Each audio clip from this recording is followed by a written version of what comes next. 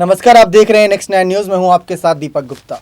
इस समय उत्तर प्रदेश में विधानसभा सत्र चल रहा है और बयानबाजियों का दौर काफी तेज है। इन्हीं बयानबाजियों के दौर के बीच एक नाम काफी ज्यादा उठा था, वो नाम था स्वामी प्रसाद मौर्य।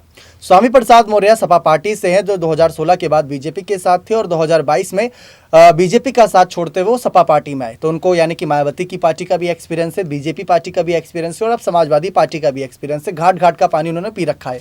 तो इसी तरीके से वो कई सारे राज भी जानते हैं, मायावती के भी और साथ ही साथ बीजेपी के भी।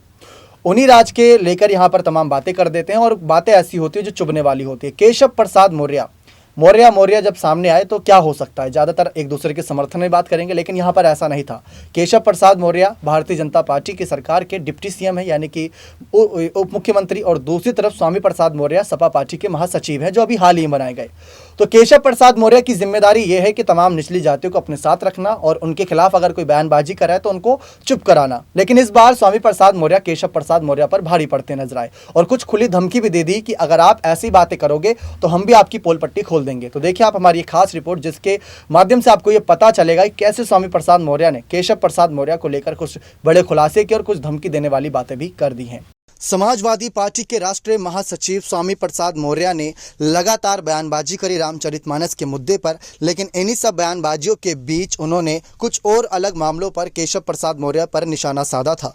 उन्होंने ट्वीट भी किए जिसमें उन्होंने पूरी बात रखते हुए ये कहा था कि पूरे देश को दंगों की भेंट कौन चढ़ाता था सब जानते हैं। सरकार में रहते गोरखपुर, फूलपुर लोकसभा भी हारे थे, अभी अभी सुरातू भी हारे हैं। हाल के यूपी के 3 उपचुनाव में 2 में बुरी तरह हारे। एक ऐसे जीते जग जाहिर है। स्टूल वाले केशव प्रसाद मौर्य जी, हमें देश बचाने वालों से प्रमाण पत्र नहीं चाहिए। तो इस तरीके से खुली धमकी यहाँ पर केशव प्रसाद मौर्य को स्वामी प्रसाद मौर्य देते नजर आए कि जो कुछ भी आपने किया है, आप हार रहे हैं, लेकिन किसके दम पर जीत रहे हैं ये सब जानते हैं। तो यही खुली धमकी है कि अगर इनकी सरकार के खुलासे करने पर आए स्वामी प्रसाद मौर्य तो बवाल हो जाएगा, क्योंकि स्वामी प्रसाद मौर्य एक समय पर बीजेपी का हिस्सा रहे।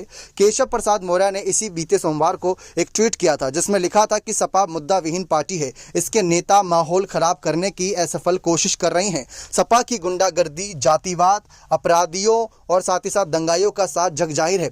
सपा डूबता जहाज है। जनता ने चार चुनाव में हराकर समझाया कि सुधर जाओ, परंतु इस पार्टी ने इतिहास के पन्नों में दर्ज होना तय कर लिया है। लेकिन आपको बता दें, स्वामी प्रसाद मौर्य ने विधान भवन में पत्रकारों द्वारा धार्मिक मुद्दों पर बहस न करने के पार्टी के फैसले के बारे में पूछे जाने पर कहा, पहली बात तो यह है कि देश की महिलाओं, आदिवासियों, दलितों, पिछड़ों का अपमान से बचाना, सम्मान दिलाना, यह धार्मिक मुद्दे नहीं हैं। उन्होंने ये भी कहा कि जो बात बहुत पहले बीत गई अब उसे फिर से उछालने का कोई मतलब नहीं है। तो इस तरीके से स्वामी प्रसाद मौर्य ने केशव प्रसाद मौर्य को खुली धमकी और घेरते हुए यहाँ पर सपा पार्टी के हक में भी कुछ बातें करते नजर आए।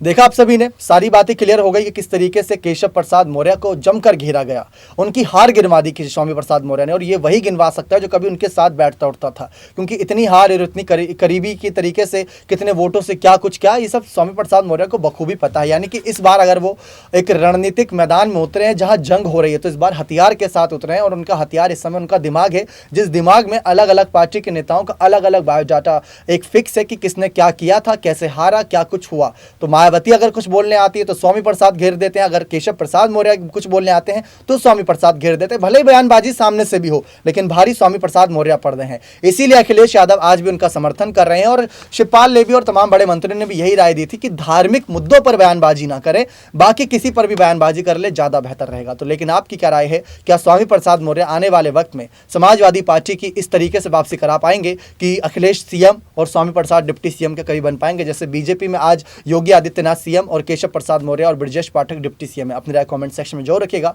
बहुत बहुत धन्यवाद।